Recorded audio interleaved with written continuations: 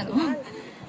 אנחנו בחרנו להציג לכם על 3 הפרקים. הפרק הראשון על התיישבות בני ישראל לפני הכיבוש.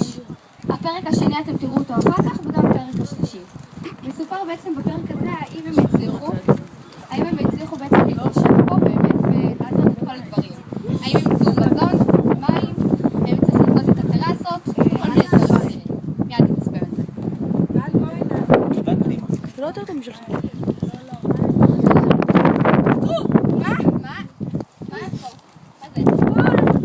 איירון מן!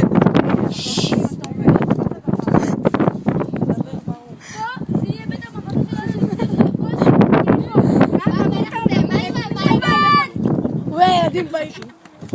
רגע, בלי יהושע,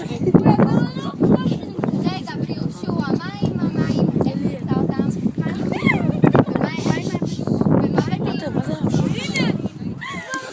אני לא מרגישה אותי.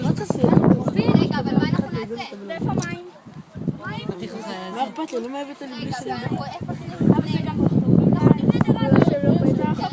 ואיך נבנה בתים? מה?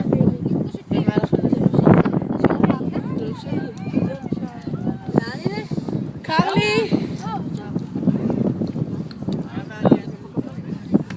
אוקיי, זה הסוף קטע ראשון. בבא נראה עובד בניין.